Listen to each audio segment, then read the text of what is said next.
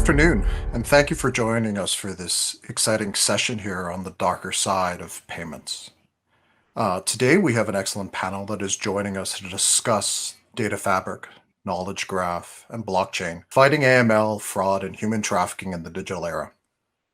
As many of you well know, the global impact of money laundering is staggering, with related transactions estimated to be over 2 to 5% of the global GDP, amounting upwards of $2 trillion. The IMF defines money laundering as a process of conducting financial transactions in a manner that obscures the link between the funds and the origin. However, money laundering is more than just a financial crime performed by criminals and terrorists to finance their illegal activities. It not only hampers the global economy, but it poses a threat to global security. Today, our panel of experts here: Stuart from Scotiabank, Garima Chaudhary from Oracle and the Financial Crimes and Compliance Management area there, and Jeffrey Stein, the founder of Deep Discovery and CEO there, will walk us through how they are looking at these needs and leveraging new technologies to enable those capabilities for us. I think this is a very exciting topic and an opportunity. We invite all of you that are participating and joining us today to use the chat to go to enter any of your questions that you may have as we go through this. We have some very exciting insights from our panel here, and looking forward to a very interactive conversation with you as we go through this. With that in mind, I think, Jeffrey, it would be a great opportunity to turn it over to you and introduce this initial concept that we have that you uncovered with a great use case, and how now tools such as blockchain and data fabric can be used to leverage fighting this ever-growing presence. Jeffrey, over to you. Great. Thank you for having me here today. So I'm a tech entrepreneur who started a few AI companies and then became a journalist for a couple years, working with investigative journalists around the world, leveraging technology to assist their investigations. So what I want to do to kick things off is walk the audience through a case study that illustrates the importance of network analysis of risk in KYC screening and the power of knowledge graphs in addressing that risk.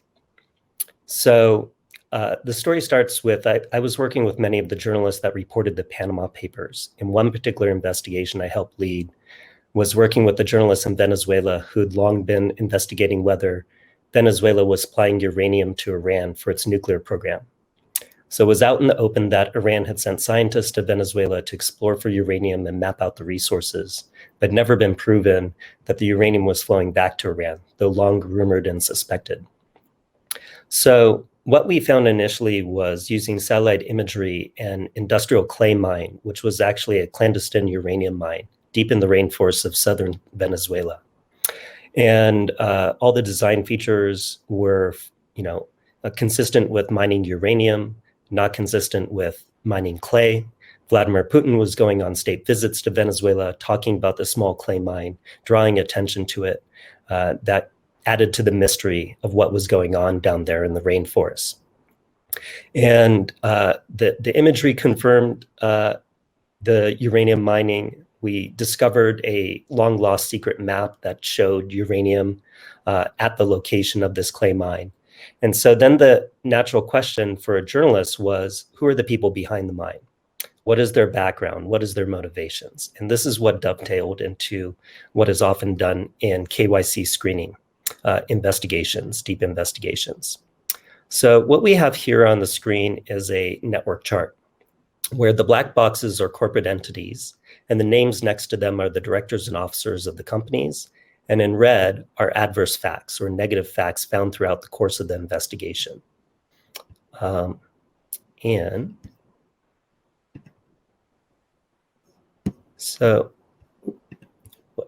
right, now I've got my red cursor to highlight some key areas here. So these 5 companies clustered here were the Venezuelan entities, the uranium mine and gold mines owned by 2 Russians, Andrei Agapov as CEO and his father Vladimir as chairman. And so our investigation was, what is these people's background? corporate press releases showed that the CEO, Andrei Agapov, previously worked for a Swiss bank called MFC Bank Corp. And corporate registry records showed he was the founding director of a holding company along with Luke Hemmeler, a Swiss lawyer. That Swiss lawyer was also the original person to incorporate the legal entities that became the uranium mine and the gold mines in Venezuela, along with being a director of the merchant bank unit of the Swiss bank. Another key director of the gold mine company, Peter Hettinger, was also a key director of both the merchant bank and the securities brokerage unit of the Swiss bank, showing that three key players in the Venezuelan companies were also key directors of the Swiss bank contemporaneously. Now, in doing a deep news search of available public news articles, we find a article describing Andrei Agapov as a key player in a $100 million fraud of the Bangkok Bank of Commerce in Thailand. This was a high-profile case that was attributed as a catalyst for the East Asian financial collapse in the late 1990s. 5 Thai nationals went to prison for the fraud. The 2 Russians involved, Andrei Agapov and his boss Oleg Boyko, were never extradited, but wanted by the Thai police. And Oleg Boyko, at the time, was one of the wealthiest men in Russia, a major oligarch insider of the Kremlin, and documented ties to the KGB and mafia. So this is, of course, what's of interest in a news investigation like we were conducting, but also in KYC screening. You know, if this Andrei Agapov were trying to open a bank account at your institution, this is what you're looking for in typical watch list screening or negative news screening. The problem is that Andrei Agapov was not actually on a watch list. And there's a single news article that is, was quite 15 years old, that is often not brought up in today's negative news screening tools. Now, of course, you could have one bad apple that's connected to a banking customer, and then it's hard to evaluate what is the significance of that. But when there's a pattern of connection to suspicious activity, this really raises the risk profile. And that's what we found in this network. So the Swiss bank itself was acquiring a series of operating companies at the same time the uranium mine was set up, which are these 7 companies to the right here, which themselves had subsidiaries, complex structures, and were often acquired through complex transactions. And one of the key acquisitions was of a major supplier of industrial equipment to the cement industry, which was supplying $25 million a year of equipment to companies in Iran that were later sanctioned for being part of the nuclear program. Separately, the bank also acquired a nuclear power plant in Germany that was of the same reactor design as the Bushehr reactor the Iranians were trying to build at the time. And the Iranians were struggling to get spare parts out of Germany during that time, and we believe this was the secret procurement channel for those spare parts. And then lastly, the bank also acquired a paper mill, Landquart, which in Switzerland, which was the exclusive supplier of banknote paper for the Swiss franc and supplied 10% of the paper for the euro when the euro was launched.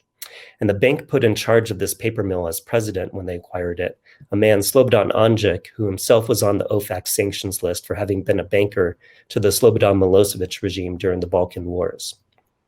And there was a Japanese news investigation which showed the bank he led in Cyprus was engaged in large-scale money laundering and weapons trafficking to aid the regime in getting around an arms embargo. So putting all this together really painted a picture of an organized crime network centered around the Swiss bank. It put in new context, otherwise benign information, like the fact that the majority of the members of the board of the bank were Korean nationals. However, given these other connections to nuclear sensitive activity and Iran, as well as a very vulnerable part of the national currency supply chain, it raises the possibility these are actually North Korean agents.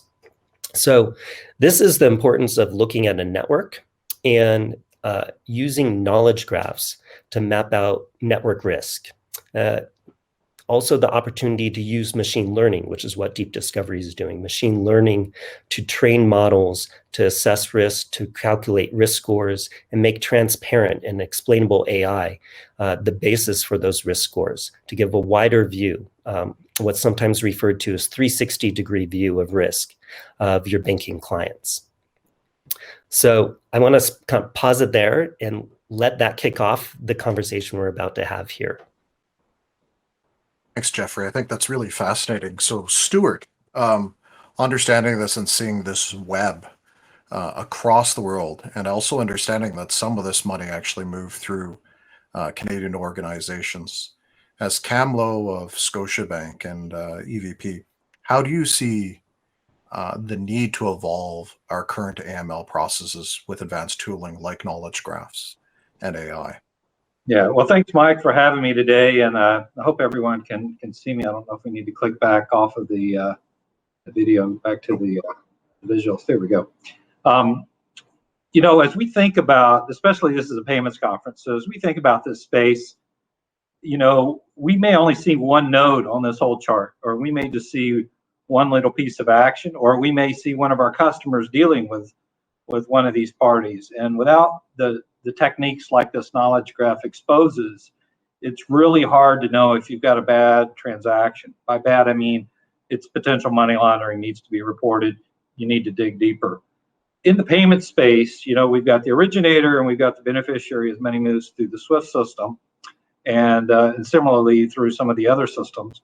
But we only know as much as is on that wire transfer in most of our screening systems. And this is where the importance of, after the fact, we can come in and we can do data enrichment and really look at the expanded network of information around these customers, including negative news. And you're building these links based on beneficial ownership structures. You're building it based on adverse media. You're also building it on seeing where the money flows through your own private information in your institution. And all of this together really helps us to assign a risk score to these types of transactions. And as a result of that, you can escalate certain transactions for further review.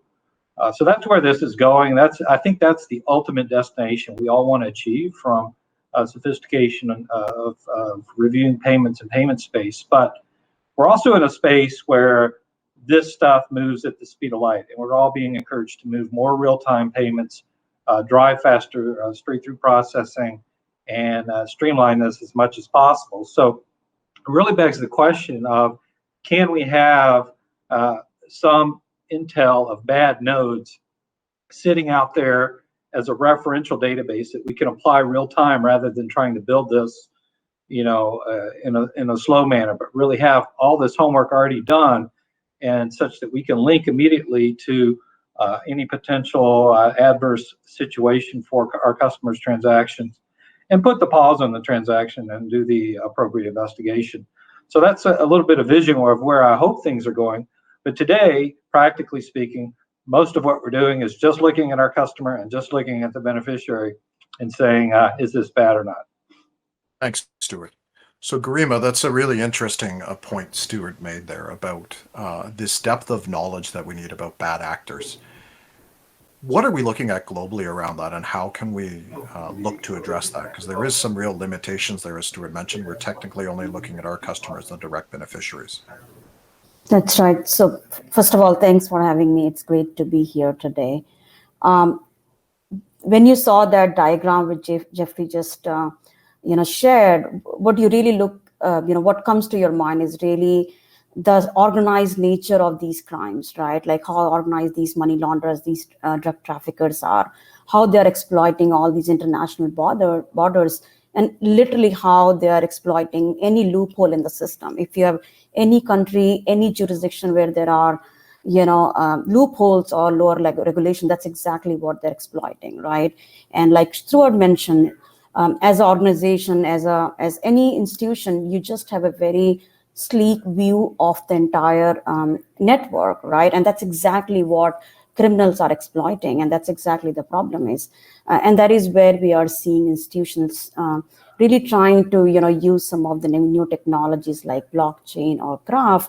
And because of the nature of the technology, now you have all these computation power. You're able to bring both internal, external information together, really understand the counterparty information which you're missing as an institution, right? Like, so you know your customer because you've done the due diligence, you know what the nature of the business is gonna be, but what you're really missing is that counterparty at the other end of the payments, which you have very little information about, right? So ability to really screen them, match entities, really know this Mike Nolan is same as Michael Nolan, which came, in our payment system yesterday, being able to kind of create the repository of those external parties, being able to connect with the external information as well, right? Mike might not be a customer to say Scotiabank, but Mike would be maybe in some negative news, he might own a company in Panama. Being able to leverage all of that information and build Mike's profile would be a game changer. That is what would allow institutions to see like holistic view, understand these criminals, these networks much better. I think that's where institutions are going. Really appreciate that. Can I add something here? Yes, Jeffrey, please. Which is that this was a very difficult problem to get at until recently. And it's really advances in technologies of the last 3-4 years that's making this possible to do this network risk. So one is around knowledge graphs and scalable graph databases that can scale to billions of nodes, because we're really dealing with global networks. And so you need global data sets that are at the scale of hundreds of millions of companies around the world, hundreds of millions of directors and officers. And then furthermore, the ability, the advances in natural language processing, where I think of it as the ability of computers to read as well as humans, which is really a groundbreaking technology. NLP has been around for quite a while, but it's been more limited to being able to identify names of people and companies accurately. But what's gotten very good is semantic link relationship, being able to attribute negative facts to a perpetrator, to a party responsible, extract that out of news articles and other unstructured texts, and do that at scale. And then the third key technology is ability to do machine learning over graphs, which is also a recent advancement that started in many other domains. It actually from natural language processing with WordNet and word embeddings. Now those techniques are being applied on graphs for graph embeddings and node embeddings. Putting it all together, these are actually proven technologies at this state in 2021. So now it's a matter of actually putting them together for the KYC applications. So Stuart, how does that help you as a bank with these new technology, this ever advancing front, to help identify these risks and criminal opportunities? Jeffrey's exactly right. This is new technology, and getting it into legacy banks is obviously one of the big challenges we all face today. But as we think about what we can do with this, it's really attack the problem of risk, right? And natural language processing, has many different dimensions by which we can attack the risk. We're using it at Scotiabank specifically for making sure we have better name matching on our, when we're reviewing for sanctions or we're reviewing for politically exposed people. And it's a very limited dynamic, but it's a complex iteration to say, is so-and-so the same as so-and-so, right? And what degree of certainty do we have around that? Well, that's one application, but then as Jeffrey was alluding to, there's other applications where you're analyzing whole articles of information and you're trying to distill down the relevant facts and organize it and link it back to, again, specific individuals and customers. We've seen proven results with natural language processing as one mode of this modernization in banks, and we've reduced false positives. In other words, indications that this was somebody on the sanctions list or this was somebody that might have been a PEP by over 80%, if you can believe it, at least through the initial application. That leaves a smaller subset where you can find more valid hits and truly address the risk within your infrastructures. But how do you get there? This takes a concentrated team of data scientists, people that understand this cutting technology. It takes investment in the technology itself. And frankly, if you're moving it to cloud, it becomes even more challenging because then you bring in issues like privacy and data security and encryption. And so it's layer upon layer. You can't do this just as an AML program. You can't do this just as a payments program, right? It's a combination of experts across multiple domains, technology, data science, and frankly, just people who plain understand the risk. But once it's in place, the value it adds is immense. And across the industry, we're seeing different iterations of this type of technology. Different companies are entering this space. The competition's good, but and I think it's going to do nothing but make us stronger as participants. Garima was right. This is spread all over the globe, and the professional money launderers are moving money from one country and one entity to the other. How else can you link it without this technology? Just picking up on what you said there, Stuart, this enormously complex effort that that financial institution has to undertake, is there an opportunity to share the information, share lessons or data on that? And is this technology enabling that? Maybe I'd start with Garima and then Jeffrey, turn it over to you as well there on some thoughts on how we can enable that so we can be more effective in fighting these crimes. That's a great question, Mike. Like we all are kind of echoing, it's not just a country problem, it's not just a Canada problem, it's not just a Scotia problem, it's a global problem, right? And the only way we can solve it when we work together. And that is where information sharing comes into play, right? I mean, we do have some regulations in the US, we didn't, however, the Canadian banks have done really with, in fact, Stuart led some of those initiatives where, the institutions work together, to tackle human trafficking, those organized crime. And information sharing becomes really critical, right? And I would say there are some new technologies which can make it really possible in a very secure manner to share information. We are hearing technologies like maybe homomorphic encryption, right? So without really masking the data, encrypting the data, and then reaching out to other institutions, other organizations to gather the information where they are able to, use the encrypted data, do the computation, and bring back the encrypted data back to you, right? So you are able to kind of maintain your privacy, your security, but still able to share the information with other institutions for you to get, all the information. This can also help, I would say, optimize a lot of resources, a lot of time, which institutions are investing in just investigating and figuring out these crimes, right? So say if Scotiabank has done KYC on Garima and, there are good information collected by Scotiabank, why can't TD Bank use the same thing, right? As an example, if we start to share all of that information, it's going to save a lot of time and investment from other institutions, and collectively we can just be better in profiling these our customers, external parties. We can have some sort of, I would say, supervised investigation, right? So if a bank is investigating a customer, an external party, why can't we collectively investigate all of them?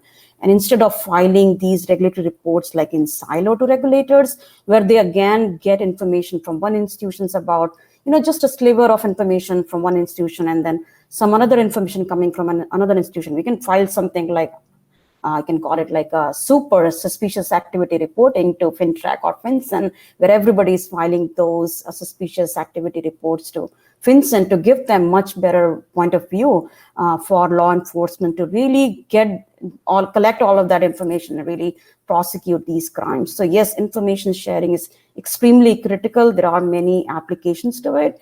And with technology, like I mentioned, this homomorphic encryption, it is possible now in a much more organized fashion.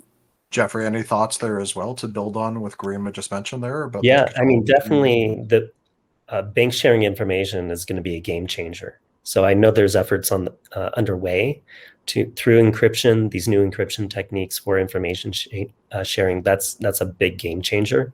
I guess the question is, what's the pace of that? How long does that take to roll out? Hopefully it's sooner than later. In the meantime, as a transition towards that world, there's an incredible wealth of information and public data. And so that's easy to share because these are public sources and we can build utilities. You can think of this as a data utility. And I want to emphasize the importance of going beyond traditional data sources, which, currently used as, corporate registry data, watch list data. Everybody has the same lists. But there's only 180,000 entities on international sanctions lists. There's many more bad actors in the world. It takes a lot to get put on a watch list in the first place. And so that's where we saw the importance of mining news articles, because that's often the first place where things start, that alerts authorities to start looking at sanctioning an individual. So there's order of magnitude more negative information about individuals and companies in the public domain, in news articles, in various reports by government authorities, these United Nations panels that focus on sanctions evasions networks. Also, using non-traditional data sources, for example, LinkedIn, to be able to build out the knowledge graph, the connections between companies, and not just what's just in public registers, but we can infer linkages between companies based upon common employees. It's common that people are working for multiple entities at the same time, and they'll list that. Or even who is domain name registrations, be able to link people to companies. There's so many digital breadcrumbs across the internet these days. And that includes on criminals and bad actors, because they're living what they believe to be normal lives. And we can scoop up information from a public domain and use that for this analysis. Yeah, I see two dimensions of this. I see the public dimension, which is exactly as you're describing, but there's also the private dimension. We need to take this technology and be able to apply it within our institution first and foremost, and just build the network off the information we have. It's hard to link these two in the public space, obviously, because of privacy concerns, but on the public side, all that information is public and it's shareable among institutions. The point on privacy enhancing technology, it's already here, right? What we're really struggling with, and we've been advocating for in Canada for well over 2 years, is let's change the law. Let's change the law to give safe harbors to allow appropriate and confidential information sharing where there is known, suspicious activity, behavior, or a criminal intent. Likewise, as you were alluding to, Garima, as regulations change in Canada, it becomes even more important and to enrich both sides of the transaction before it gets handed over to FinTrack or other law enforcement parties. One bank's going to have a piece of the information, the other bank's going to have another piece of the information. And if we don't have legal authority to bring that information together, the regulator is never going to have a complete picture themselves unless they invest in the technology to marry the two halves. And so it's a bit of a catch-22 or a cycle that we're caught in, but you've got to have leaders that want to advocate for regulatory change, both on the government side as well as the private industry side, to really make things happen. And even in the US, we're recently seeing, they're taking another look at how they do this, right? They're also looking at this beneficial ownership registry as a confluence point for all the disparate information that's been in existence in the US for years, and give an opportunity for criminal organizations to exploit the system. So we see good changes coming, but we'd all like it to move a little bit faster. Thanks, Stuart. Actually, just a follow-up point there. Garima had mentioned that some of the information and the efforts you've done in this space to help combat human trafficking. That's a different sort of lens here, and I think lens towards analysis of some of this private information we have as well. Could you expand on that a bit more about that fight and how this is helping these two technologies? Absolutely, yeah. It's very much an important fight. I mean, I can't think of any better cause than some of the things we do in anti-human trafficking, and really saving the lives of individuals, giving them their rights back, helping them to recover as survivors. And it's not just about identifying the behavior in their system and stopping it and reporting. It's really about the end-to-end process of, and here's the path forward for you to recover your life. And that's where we're invested more recently. But stepping back a few years, in 2015-16, we launched something called Project Protect in Canada.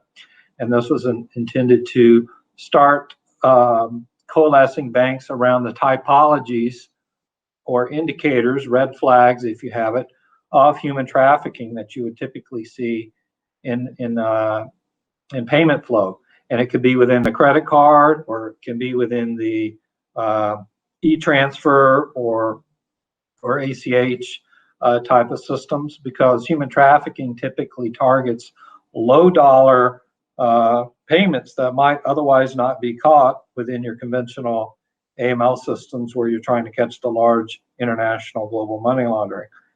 And Project Protect, we got together, we started sharing typologies, We had the partnership with FinTrack at the table. They published an operational alert. Banks on a voluntary basis could contribute more typologies, but we never shared personal identifiable information.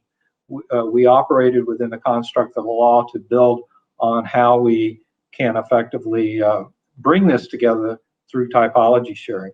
This led to subsequent public-private partnership efforts, one focused on the 419 or romance scams, one focused on the fentanyl abuse, one focused on aspects of the real estate money laundering sector. But ultimately, this past year, we introduced one focused on online child sexual exploitation. And this is a game changer because it's reached crisis levels in the COVID pandemic of online exploitation of children globally. And it's important to be able to make a difference in that. Now, the real world results are, I believe it's over 1,000 filings have been made just in this space of online child sexual exploitation within the past year. And all the way back to Project Protect, I don't know the exact number, but it feels like nearly 7,000 type of reports have been made. I could be completely wrong on that, but no doubt many of these reports that go into FinTrack then get referred to law enforcement. And the stats I do know for certain is almost 75% of these are shared on a proactive basis, meaning law enforcement didn't know even this was even going on. So it's truly a game changer here in Canada, and we've been working on many efforts to bring this globally. In addition, if I could just add one other thing, the deployment of machine learning, AI, pattern recognition technologies in the space is essential to being able to find these type of activities. Well, thank you, Stuart. That was absolutely fascinating. I think a real interesting tie-in. We forget how many people get exploited by these criminal activities, and these efforts, along with the new technologies enabling that, is a really powerful solution to answer some of these. I thought maybe we'd pause for a minute here and take a couple of questions from the audience so we could stir up some of that and dive back into some other ones. So one of the first ones that came up was the latest federal budget has $4.6 million to help build out FinTrack and $2.1 million to improve beneficial ownership transparency. It seems a very light investment when you consider the scope of the challenge. Any thoughts on that as a first step? Well, I'll give you a point of comparison. The U.S. authorized $65 million for theirs. And so, I don't know how much you can do with $2 million versus 65. And they're even asking for more, I think, in the U.S. So it's a start. There's other efforts as well going on. They formed initially Project ACE, which became, I think, FC3. Again, an organization trying to bring different groups of the Canadian government together to focus on financial crime, anywhere from trade finance to the problem of beneficial ownership. Each provincial regime has its own beneficial ownership registry in the current construct, and we've made clear calls for a national registry. Taking a national approach is the right answer. I think the U.S. got it right in approaching it that way. We're hoping to see similar momentum here in Canada. Garima, any thoughts on that as some of the work that we've been doing there as well? Sure. I'll keep the budget component aside, right? We know some countries, like some of the European countries, are ahead when it comes to ultimate beneficiary ownership registry as compared to some of the North American countries. Obviously, it's a great start, as Stuart mentioned. And as we have learned as an industry for the last few years, how shell companies have been exploited for,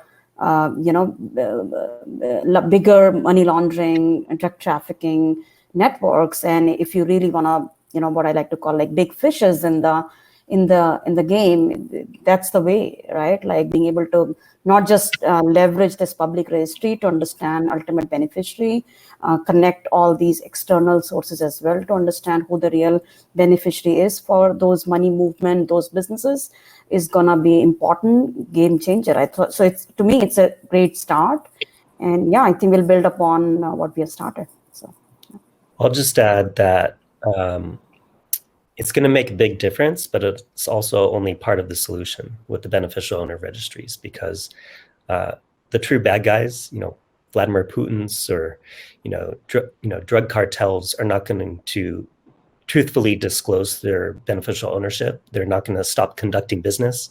But what it will do, these registries, is increase the signal to noise ratio, because the vast majority of companies are benign and will be truthful in their disclosure. And so the ones that are still trying to hide behind proxies and intermediaries will be stronger signals.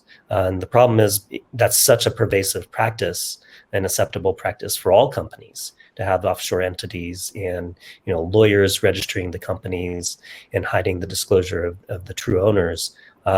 We'll get a much stronger signal to noise ratio, and that will make it much easier in the application of these machine learning technologies to have stronger risk signals.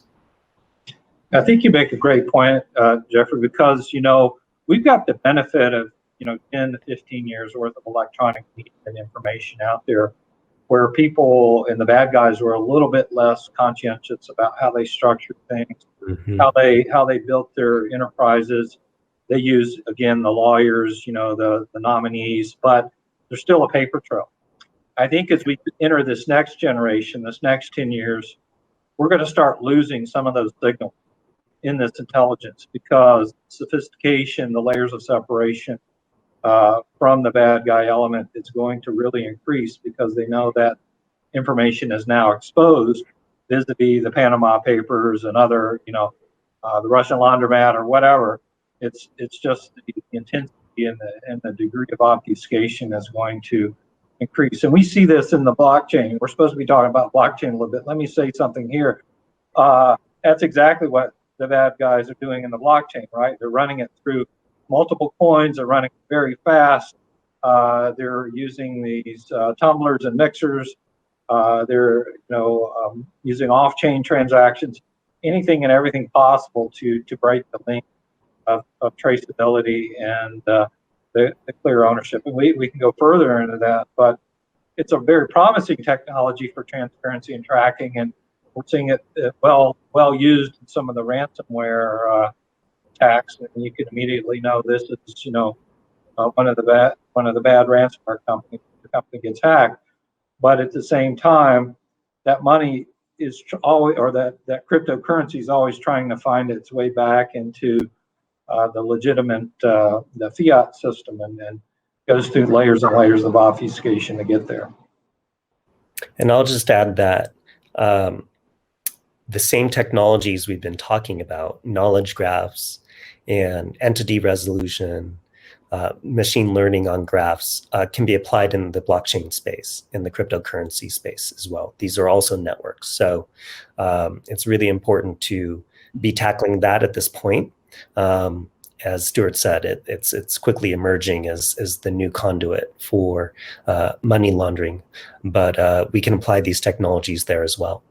Sounds like, Jeffrey, what you're saying is it's even more critical in those spaces because of the rapid movement of the money there, that we need to apply these technologies in that. And yeah, you're not going to be able to do manual review of these blockchain transactions. So it needs to be automated, moving to an automated real-time analysis at large-scale networks. Excellent point, Jeffrey. And Garima, are you seeing something similar as well? Yeah, I was just going to add, especially with the virtual currencies, they're irreversible, right? So the need for real-time screening, understanding counterparties, understanding the risk is even more critical as compared to the traditional payment systems. I would say that's all. That's great. Excellent point. Thank you. We did get another question from the audience, Stuart, for you. It's, does the new Canadian Privacy Bill, C11, provide enough customer privacy consent exceptions to permit the try of machine e-learning searches you described for both internal Scotiabank customers and external remitters? And will the new FinTrack travel rule effective June 1st create problems in identifying EFT parties that the ISO 20022 can solve, as Medanging will now include information about remitter and recipient? Two great questions, and yeah, they're actually different but related. So let me start with the second one first, right? Right. June 1st was yesterday, and hopefully all the banks out there got on with the bandwagon of the new reporting standards. It shifted from a first-in reporting standard for international EFTs to the bank or the party of last receipt. And unfortunately, this created a break in the system in that any SWIFT transactions coming in that get converted to domestic rails no longer contain the full travel rule information. And it's a clear problem that we've escalated for well over a year. Both Department of Finance as well as FinTrack and industry are well in the throes of looking for solutions. But it really goes back to the point that we were discussing earlier. How do we marry two halves of the transaction? The bank in which did the initial conversion to the domestic rail has a piece of the information, and the bank of, or the party of last receipt, may or may not even know, because there's no flag in the transaction that this was original international to begin with. But should they know, then they can provide their half of the information. ISO 2022, to the extent it gets implemented in domestic rail systems, will be a major game changer. That's something that is Payments Canada and some of the sponsors that are perhaps even on the call today are actively looking at. That's unique to Canada. Canada is one of the only countries in the world that requires reporting of international EFTs or wires to the government. And that's a real, it's been raised as a privacy concern, because the reports, the volume of reports we file in Canada on an aggregate basis, believe it or not, are bigger than the US. And almost 90 times, I think I've heard the stat, bigger than the UK. Well, it's largely because of all this threshold reporting that we have here in Canada. Now, as to privacy, and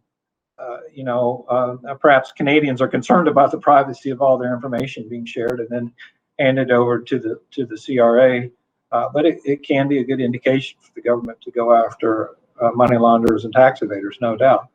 On the other hand, when we look at some of the new provisions, and I think it's Bill 11 or C11, as well as some proposed changes to PIPEDA, which is the old privacy governing regulation. We've been advocating for some time for improved ability to share information that's private in a protected way where there's a known indication of bad. Today, you can do it for fraud, you can do it for terrorism. It's believed that you can do it on the corporate side, but you can't do it on the individual side. There are also rules coming out around what you can actually scrape and ascertain from public media sources that have to be thought of constructively as well in these new technologies. And so you don't want to be in violation of that. What I'm going to say is that until some of the stuff is tested and proven, it's really hard to be an early adopter. We've seen consistently with the court systems in Canada that things that we think might hold up don't always hold up. And it's going to be important to have some of this tested and proven before it gets wide adoption. That was insightful, Stuart. Thank you. We have one more question from the audience, and this is on homomorphic encryption. Will it allow centralized screening of payment messages without exposing the underlying personal information? Just picking up on that privacy comment there. Maybe Garima, since you'd mentioned it, I'll throw it to you. Sure. So yeah, it's the way it can work is basically two institutions can agree on what kind of information they would like to share with each other, right? And it could be some whatever key information you might need to conduct your investigation or gather more information. So yeah, you can agree on the information you can share between all the parties and just reach out, gather those information without compromising all the privacy information about the customer, right? Or something which you're not comfortable. So you are agreeing to what information you want to share, and then reaching out to the institution to gather all of that information. So yes, I can say you can leverage that as a centralized platform and agree on what information you would like to share as a community, just to understand external parties or your customers better without compromising personal information. If I could add to that, I think homomorphic encryption offers some capability for encrypted compute and a little bit of comparison, but it's not really the best tool for string and name comparison and some of the more sophisticated things that you have to do in an active payment flow. And so where the industry, I think, is ultimately headed is in secure compute type of environments and zero knowledge type of environments where the information can either be computed in a secure manner or encrypted or unencrypted in the compute cycle, but that should that ever be exposed, it invalidates the compute cycle. So there's many different iterations of this actively being studied. A number of universities are involved in this space, as well as large software companies, because this is not just a tool for AML, right? This is a tool to benefit the whole world, and it's lots of research. It's an area I think a lot of banks are excited about the potential of. So Jeffrey, when we talk about some of these new tools, knowledge graph and secure compute and that coming along, what does our roadmap look like in the next 2 to 3 years as you being an entrepreneur, a tech entrepreneur here as we're going through it, to balance this question of sharing information confidentially into that? What does that roadmap look like? Just pitching it out there for the future look. Yeah, well, it's really, technology is just such an enabler. And, we're standing on the shoulders of giants, is the way to put it, of, technology stacks that don't need to be built from the ground up, that are now mature technologies. So you can do, with $10 million, what used to maybe take $100 million or more. We have the ability to crawl the whole web, to scrape the web, to really take a global view of data in all the world's companies, the universe of all the world's companies and people across the world, all public information, to share across banks. Computing used to be a bottleneck, in terms of scalability and what you could do. I mean, it's a struggle to be able to get a handle of just the data within your own enterprise. But with cloud computing, parallel computing in the cloud, GPU for computing and complex machine learning over networks, we have the scalability now. It's really incredible how far it's come.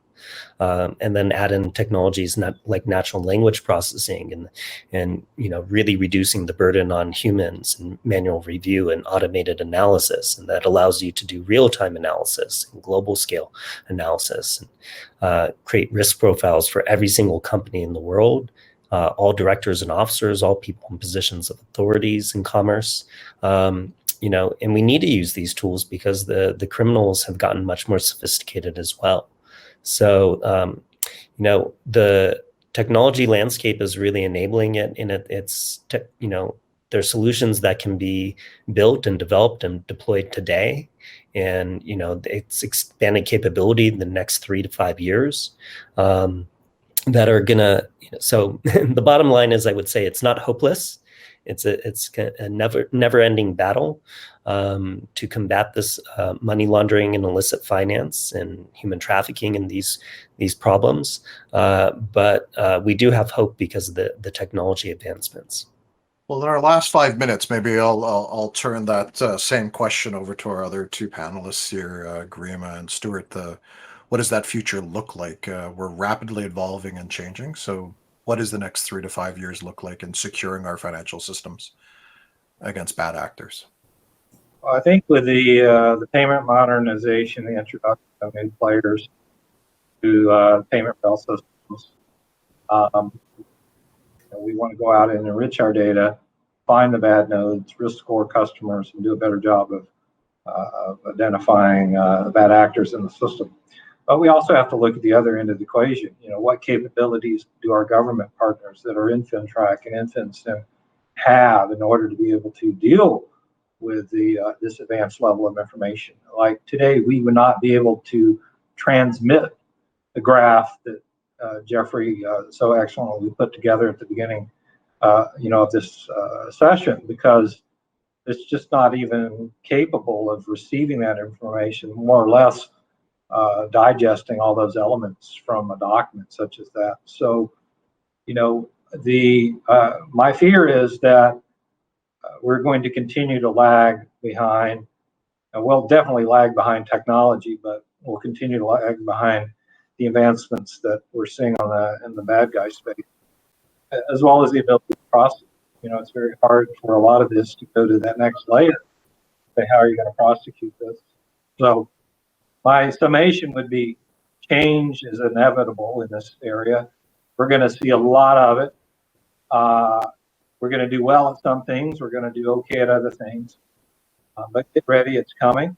And I think it will yield positive results overall. Let's just hope that. To me, the biggest opportunity I see is as banks, for them to just leverage the years and years of data they have, right? I think, and that's now possible with all these technology, machine learning, cloud. You do not have to procure all this hardware, which takes months and months for you to get and do any type of computation, right? So how do you leverage all that wealth of information which you already have while onboarding a new customer? How do you know this new customer to Scotiabank is like very similar profile to some of your low risk customers versus our customers, right? So being able to do that upfront profiling, being able to understand those customers quickly could be one area. How do we leverage all of those, again, years of data to just understand those red flags? How do we screen against the pattern which we already have? How do we see this new network similar to the earlier network? Being able to leverage the graph, some graph algorithms, right? So something like graph similarity. Again, while investigating, how do we leverage all this information? I mean, even for some of very mature institutions, it takes days for investigators to gather their own information, forget about collecting third-party information. So how do we make them readily available to analysts, investigators, make their investigation time faster, quicker? How do we use natural language processing to come up with a very prescriptive narrative for our regulators, for our law enforcement, so that they get a very clear picture on why this particular regulatory reporting was filed to them, so that they can direct to a right team. They can really do their own investigation and prosecute them. So there are many areas where I see, there is a opportunity and that's possible with these new technologies.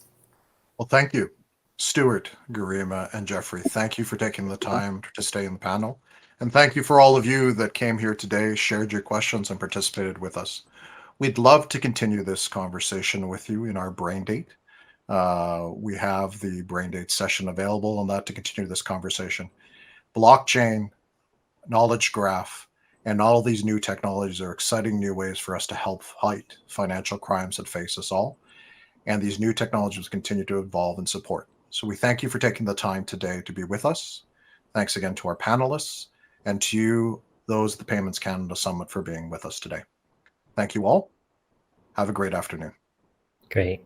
Bye-bye. Thank you for having us.